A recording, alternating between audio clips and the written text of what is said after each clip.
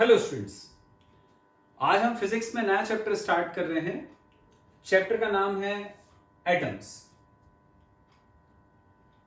तुमने बच्चों रदरफोर्ड का स्कैटरिंग एक्सपेरिमेंट पढ़ा हुआ है 8th क्लास 9th क्लास में। उसी से न्यूक्लियस की डिस्कवरी हुई थी। उसी की बेसिस पर रदरफोर्ड ने अपना एटॉमिक मॉडल दिया था। स्कैटरिंग एक्सपेरिमेंट में रदरफोर्ड ने किया क्या था? अल्फा पार्टिकल्स की बम्बार्डिंग करी थी थिन गोल्ड फाइल के ऊपर। उस एक्सपेरिमेंट में रदरफोर्ड को क्या ऑब्जर्वेशंस मिले थे? उसने देखा था कि ज्यादातर अल्फा पार्टिकल सीधे चले गए, जिससे उसको पता चला था कि एटम के अंदर बहुत सारी खाली जगह होती है। कुछ अल्फा पार्टिकल अपने रास्ते से डेविएट हो गए थे, जिससे उसको पता चला था कि एटम के सेंटर पे पॉजिटिवली चार्ज्ड कोर होता है, जो कि अल्फा पार्टिकल जो खुद पॉजिटिवली चार्ज होता है उसको रिपेल करता है, जिसकी वजह से अल्फा पार्टिकल ऐसे चले जाता है। बहुत कम अल्फा पार्टिकल ऐसे थे जो गए और अपने रास्ते से वापस आ गए, जिससे यह पता चला कि एटम का सारा की सारा मास यहां पर कंसंट्रेटेड है, जिससे कि टकराकर हेवी अल्फा पार्टिकल वापस आ जाता है। यह रदरफोर्ड का स्कैटरिंग एक्सपेरिमेंट था। उसी से उसने पता करा था कि जो हार्ड कोर ऑफ मास होता है at the centre of the atom, इसको उसने नाम दिया था न्यूक्लियस। उसी एक्सपेरिमेंट से रिलेटेड एक टर्म है डिस्टेंस ऑफ क्लोजेस्ट अप्रोच। मतलब समझते हैं इसका क्या होता है। देखो, सपोज जैसे ये एक एटम है, इसका एटॉमिक नंबर है Z। इसका मतलब ये हुआ कि इसके अंदर नंबर ऑफ प्रोटॉन्स भी Z होंगे। जितने प्रोटॉन होते हैं उतने इलेक्ट्रॉन होते हैं। ये न्यूक्लियस हो गया, इसके अंदर Z प्रोटॉन हो गए। अब इन Z प्रोटॉन्स का चार्ज कितना हो जाएगा? प्रोटॉन का चार्ज उतना ही होता है जितना इलेक्ट्रॉन का चार्ज होता है। एक इलेक्ट्रॉन का चार्ज E, तो Z प्रोटॉन्स का चार्ज Ze, जहां पर E इलेक्ट्रॉन के चार्ज की वैल्यू है 1.6 इंटू 10⁻⁻19 कुल। तो ये जो Ze है ये चार्ज हो गया ऑन द न्यूक्लियस।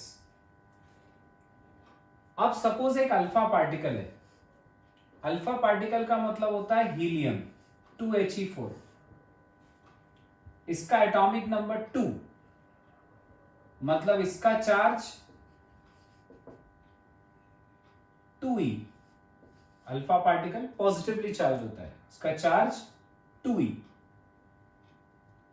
ये अल्फा पार्टिकल ऐसे जा रहा है, यू मूव कर रहा है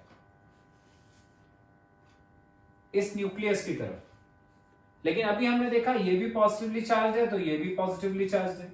पॉजिटिव पॉजिटिव रिपेल करेंगे, तो ये अल्फा पार्टिकल जो है ये कुछ दूर तक तो जा पाता है, लेकिन एक पर्टिकुलर डिस्टेंस के बाद ये आगे नहीं बढ़ पाता। क्यों नहीं बढ़ पाता? क्योंकि ये दोनों एक दूसरे को रिपेल कर रहे हैं। तो इस डिस्टेंस पे जाके वो फोर्स ऑफ रिपल्शन इतना ज्यादा हो जाता है कि अल्फा पार्टिकल इससे और आगे मूव नहीं कर पाएगा। ये जो डिस्टेंस होता है इसको हम बोलते हैं डिस्टेंस ऑफ क्लोजेस्ट अप्रोच। ये कहलाता है डिस्टेंस ऑफ क्लोजेस्ट अप्रोच, जिससे ये और आगे नहीं बढ़ पाता। अब यहां पे जाके ऐसा क्या हुआ कि और आगे नहीं बढ़ पाया? तो यहां पे जाके, इस पॉइंट पे जाके जो काइनेटिक एनर्जी होती है अल्फा पार्टिकल की और अल्फा पार्टिकल और इस न्यूक्लियस के बीच की जो इलेक्ट्रोस्टैटिक पोटेंशियल एनर्जी होती है, electrostatic potential energy between alpha particle and nucleus, ये इक्वल हो जाती है। इस पॉइंट पे जाकर अल्फा पार्टिकल की काइनेटिक एनर्जी और अल्फा पार्टिकल और न्यूक्लियस के बीच की इलेक्ट्रोस्टैटिक पोटेंशियल एनर्जी इक्वल हो जाती है। तो फिर ये और आगे मूव नहीं कर पाता। तो अब अपन यहां से इस कंडीशन को ध्यान में रखते हुए ये डिस्टेंस कैलकुलेट करने की कोशिश करते हैं। तो अपन ने अल्फा पार्टिकल की काइनेटिक एनर्जी और अल्फा पार्टिकल और न्यूक्लियस के बीच की इलेक्ट्रोस्टैटिक पोटेंशियल एनर्जी को इक्वल करा। Kinetic energy half mv²। Electrostatic potential energy का फॉर्मूला हमने इलेक्ट्रोस्टैटिक्स में पढ़ा था 1/4πε0 Q1 Q2/r। उसमें जो Q1 Q2 जो दो चार्जेस हैं उनके साइन लेना भी जरूरी होता है। यदि नेगेटिव है तो नेगेटिव रखना है। वो अपन ने फॉर्मूला लगाया Q1 और Q2 दो चार्जेस यहां पर देखें क्या क्या है। एक तो अल्फा पार्टिकल का चार्ज है जो होता है 2e पर पॉजिटिव, तो पॉजिटिव 2e। दूसरा न्यूक्लियस का चार्ज, न्यूक्लियस भी पॉजिटिवली चार्ज होता है, उसका चार्ज होता है Ze, ये Ze। नीचे r की जगह पर डिस्टेंस, दोनों के बीच का डिस्टेंस था r0, सब्स्टिट्यूट कर दिए, बस अब क्रॉस मल्टीप्लाई, r0 इधर 2 उधर ले गए तो ये 2 2 4, तो ये हो गया 4Ze², 4πε0 ऐसे ही mv² नीचे आगे r0 की वैल्यू। ये जो डिस्टेंस है इसी को अपन बोलते हैं डिस्टेंस ऑफ क्लोजेस्ट अप्रोच। तो जब अपना अल्फा पार्टिकल न्यूक्लियस की तरफ जाता है तो वो इतनी डिस्टेंस के और आगे ट्रेवल नहीं कर पाता क्योंकि दोनों एनर्जीज उस केस में बराबर हो जाती है। नेक्स्ट टॉपिक है बच्चों, radius of electron orbit in Rutherford's model. मतलब अपन ये पता करेंगे कि रदरफोर्ड का जो मॉडल था उसमें इलेक्ट्रॉन जिस ऑर्बिट में घूमता है उस ऑर्बिट का रेडियस कितना होता है। रदरफोर्ड के अकॉर्डिंग एटम के सेंटर पे न्यूक्लियस होता है जो पॉजिटिवली चार्ज होता है। इलेक्ट्रॉन्स मूव करते हैं सर्कुलर ऑर्बिट्स में। ये जो सर्कुलर ऑर्बिट का रेडियस है ये अपन ने r मान लिया। इलेक्ट्रॉन का मास m मान लिया। ये जिस वेलोसिटी से इसके अंदर मूव कर रहा है वो v मान लिया। अब तुम्हें पता है कि जब कोई इलेक्ट्रॉन अपने या कोई भी ऑब्जेक्ट जब किसी सर्कल में मूव करता है तो सर्कल के सेंटर की तरफ एक फोर्स एक्ट करता है जिसको अपन बोलते हैं सेंट्रिपिटल फोर्स। तो यहां पर जो ये सेंट्रिपिटल फोर्स है, ये जो सेंट्रिपिटल फोर्स है ये इलेक्ट्रॉन को कहां से मिलता है, तो ये उसको मिलता है इलेक्ट्रोस्टैटिक फोर्स ऑफ रिपल्शन से। इलेक्ट्रोस्टैटिक फोर्स ऑफ रिपल्शन से, सॉरी ऑफ अट्रैक्शन, दोनों के बीच में अट्रैक्शन होगा बिटवीन न्यूक्लियस एंड इलेक्ट्रॉन। तो इन दोनों के बीच में जो फोर्स ऑफ अट्रैक्शन एक्ट करता है उसी से इलेक्ट्रॉन को मिलता है सेंट्रिपिटल फोर्स जिससे वो अपने ऑर्बिट में घूमता है। सेंट्रिपिटल फोर्स का फॉर्मूला हम जानते हैं mv²/r equal to electrostatic force का फॉर्मूला 1/4πε0 Q1 Q2/r² होता है कूलम्स लॉ से। Q1 और Q2 दो चार्जेस। यदि मान लो कि यह एटम हाइड्रोजन का है तो हाइड्रोजन के केस में यहां पर एक प्रोटॉन, तो उसका चार्ज E, 1 प्रोटॉन है। यहां पर इलेक्ट्रॉन जिसका चार्ज E, दोनों का चार्ज सेम है, बस एक पॉजिटिव पर और एक नेगेटिव। लेकिन अपन यहां लॉ में, कूलम्स लॉ में चार्ज का साइन तो लेते नहीं है तो दोनों ही E रहेंगे। तो ये हो जाएगा mv²/r equal to 1/4πε0 E into e square और नीचे r²। r से ये स्क्वायर कट गया, r की वैल्यू निकालनी थी, क्रॉस मल्टीप्लाई, तो r आ गया e²/4πε0 mv², ये r आ गया। r मतलब ऑर्बिट का रेडियस आ गया। अब इसी से अपन एक चीज और भी निकाल सकते हैं, हम निकाल सकते हैं एनर्जी, इलेक्ट्रॉन की एनर्जी। तो यहां पे जो इलेक्ट्रॉन अपने ऑर्बिट में चलता है उसके पास दो तरह की एनर्जीज होती हैं। जो टोटल एनर्जी है वो होती है काइनेटिक एनर्जी और पोटेंशियल एनर्जी का sum. Kinetic energy half mv², plus potential energy, ये होती है 1/4πε0 Q1 Q2 बाय R, जिसमें मैंने पहले भी बताया कि जो भी चार्ज का साइन है वो भी लेना पड़ता है। वैल्यू रखते हैं इसमें हाफ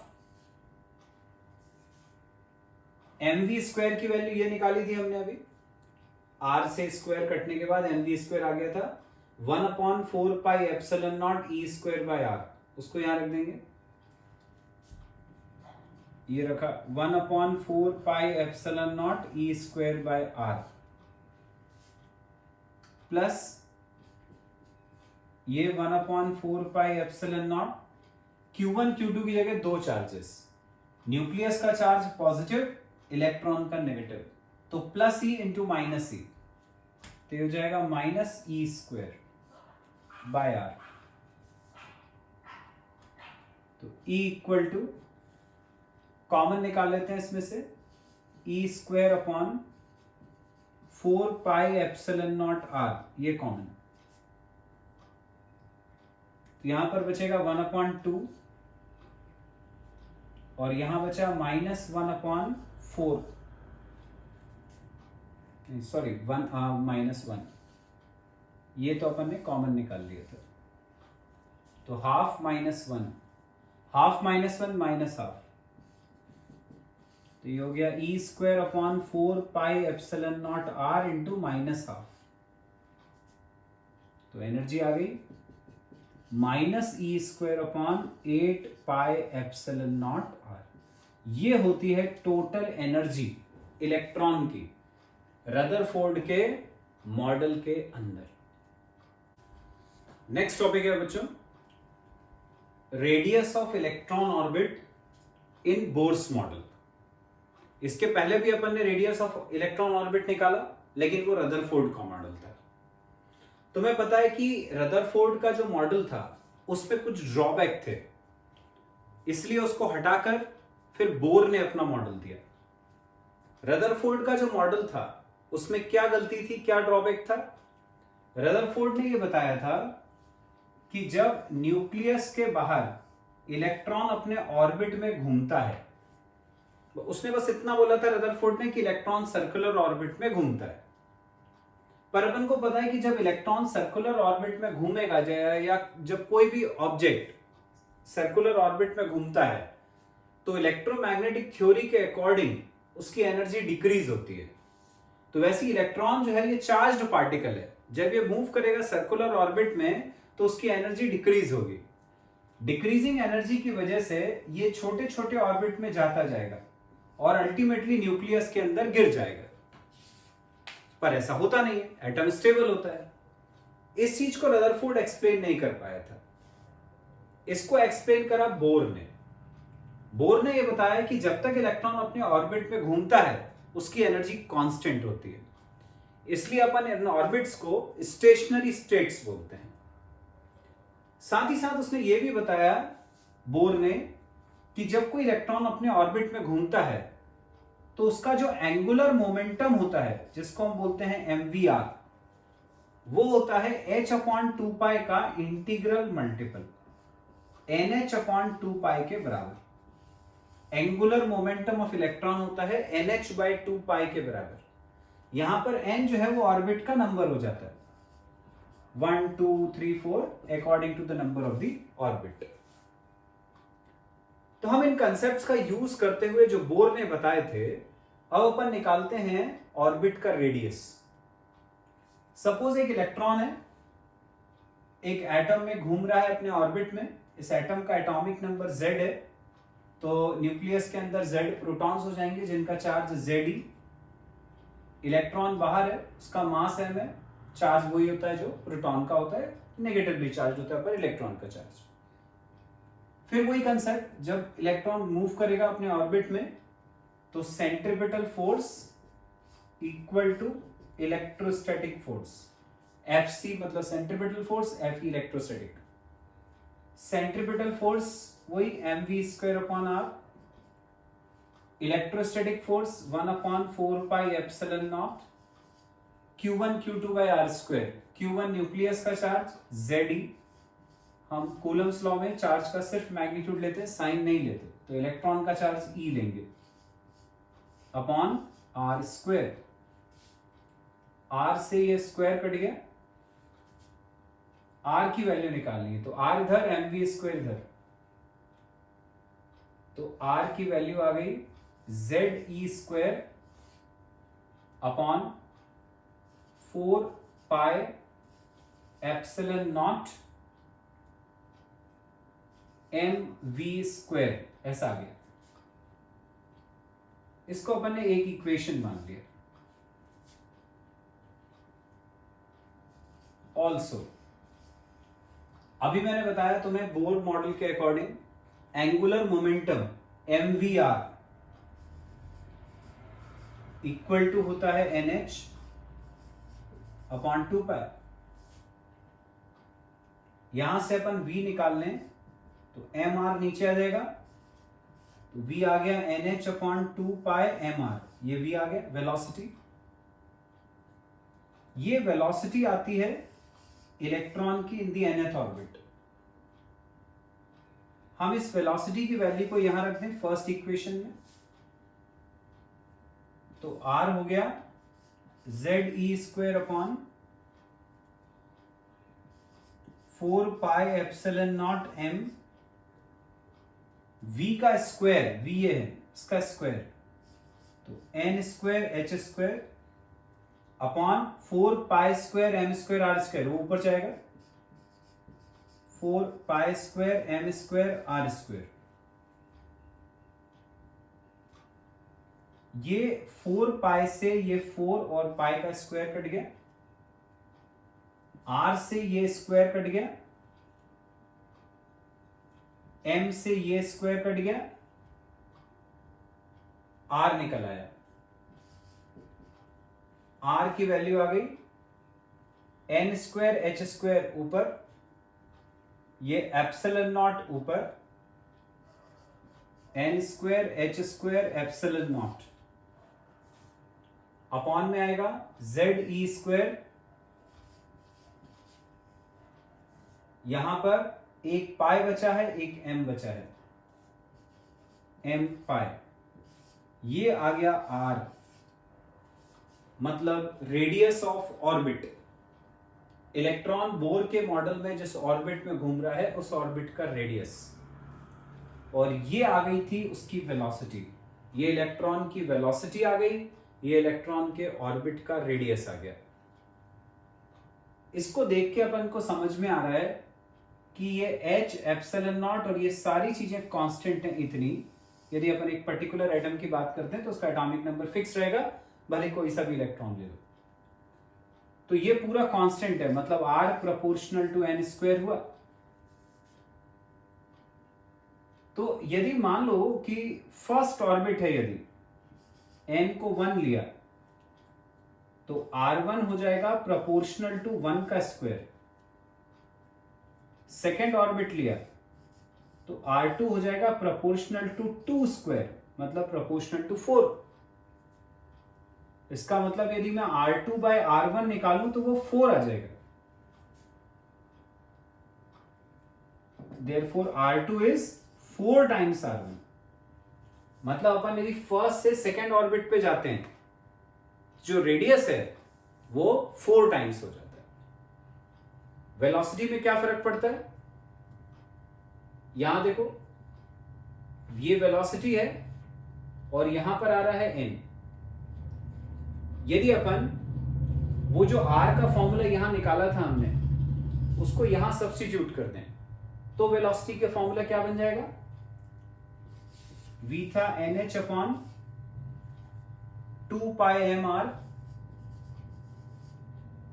r की जगह पर ये रख दिया n square H square epsilon not, ये वाली टर्म ऊपर गई जेड ई स्क्वायर एम पाई, तो ये n से ये स्क्वायर कट गया, h से ये स्क्वायर कट गया, m से ये m कट गया, पाई से ये पाई कट गया, तो क्या बना, v हो गया Z E square upon 2nh epsilon not, ये वेलोसिटी का फॉर्मूला है।